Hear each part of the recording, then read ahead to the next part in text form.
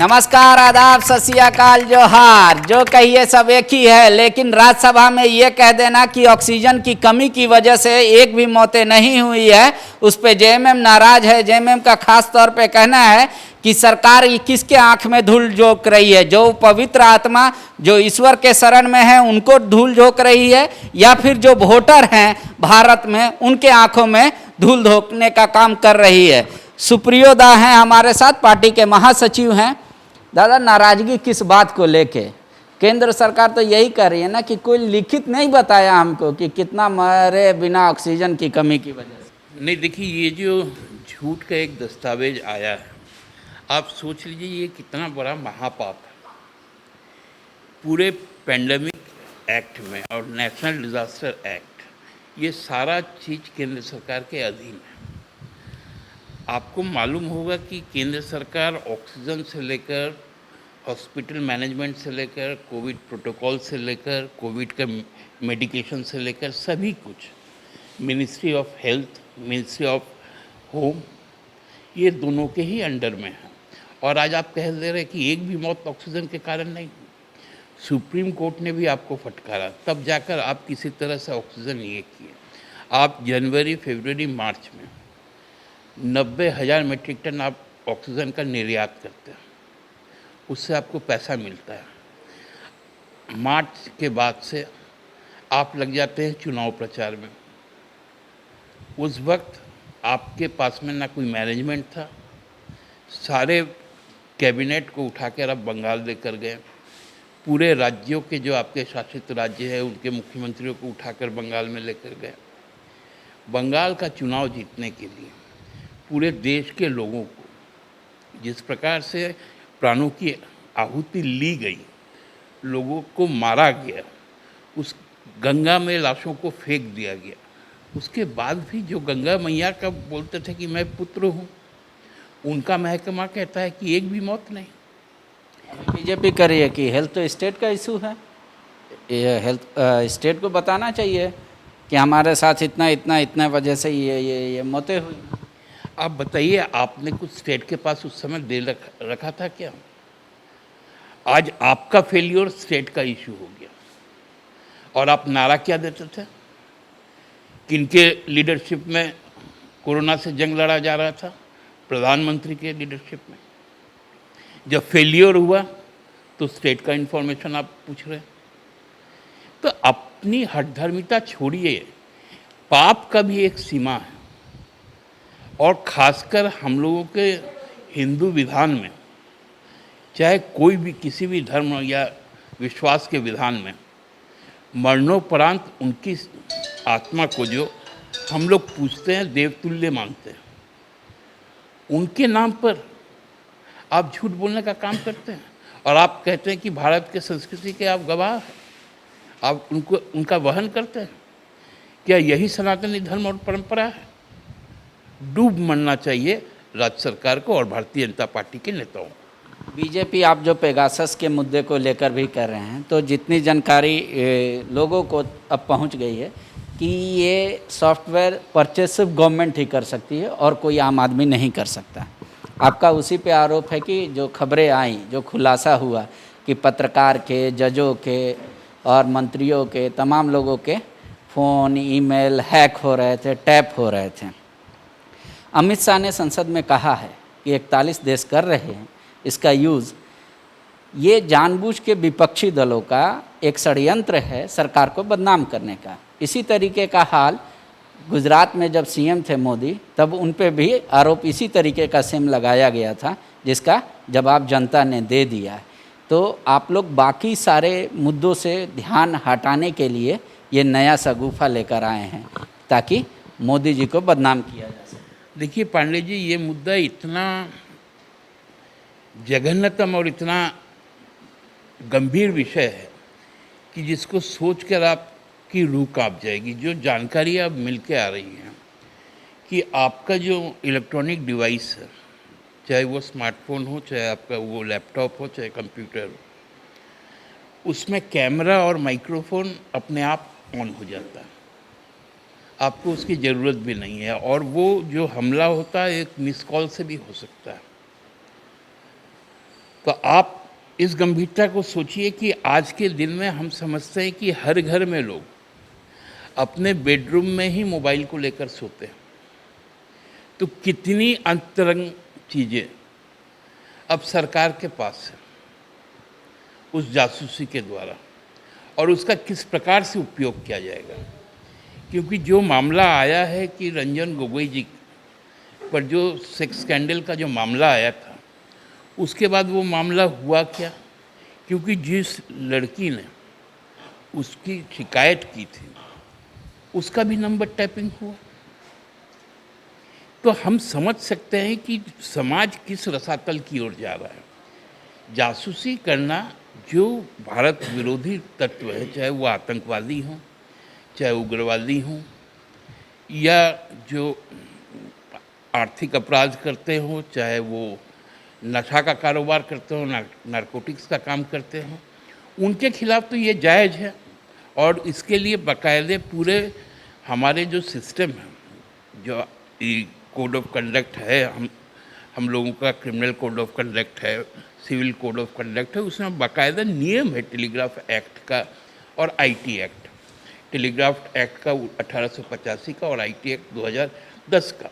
उसमें साफ तौर पर है कि किस प्रकार से उसका सर्विलेंस होगा, और वो सर्विलेंस कितने दिनों का होगा, और उसका क्या आउटकम होगा। बीजेपी यही बात कह रही है, बाबूलाल जी भी प्रेस कॉन्फ्रेंस करके कहे कि आम आदमी जो पुलिस है, चोर का, क्रिमिनल का भी सर्विलांस करने में उनके पसीने उतर जाते हैं, इतना कानूनी पेच है। तो देश में एक साथ इतने लोगों का सर्विलांस करना क्या ये संभव है? इसलिए वो कह रही है मनगढ़ंत कहानी। देखिए, बाबूलाल जी को हमको नहीं समझ में आता है कि अब उनको हम किस भाषा में बात करें उनके साथ में। क्योंकि एक होता है ना, वो बच्चा का जिद हो जाता है कि हमको अभी ये खिलौना चाहिए तो चाहिए, हम नहीं समझेंगे तो नहीं समझेंगे। बाबूलाल जी सही में अब वही हम लोग जो बाबू बाबू करके सबको बोलते हैं ना, उसी तरह की मानसिकता का हो गया। अरे भाई, आप डेली का डेली आप अखबार में रिपोर्ट देख लीजिए, पुलिस के जो केसेस सामने आ रहे हैं, जो डिटेक्ट हो रहे हैं, सब सर्विलांस से हो रहे हैं, सब ट्रैकिंग हो रहा है मोबाइल का। उसी से कितने लोग पकड़े जा रहे हैं, नक्सली पकड़े जा रहे हैं, उनका जो हाइडआउट्स है उनको आइडेंटिफाई कर लिया जा रहा है। और बाबूलाल जी कहते हैं पसीना छूट रहा है। बाबूलाल जी, आप बड़े आदमी हैं, आप पहले मुख्यमंत्री। मेरे कानून में बहुत जटिलताएं हैं, इतना आसान नहीं है कि किसी का फ़ोन ट्रैक कर लेना, मेल ट्रैक कर लेना। देखिए, हम तो समझते हैं कि बाबूलाल जी का भी तो हो सकता है कि इस हैकिंग में हो, क्योंकि वो तो पिछले 17 से लेकर 19 तक, जब तक का ये समय आ रहा है, वो तो भाजपा के खिलाफ था।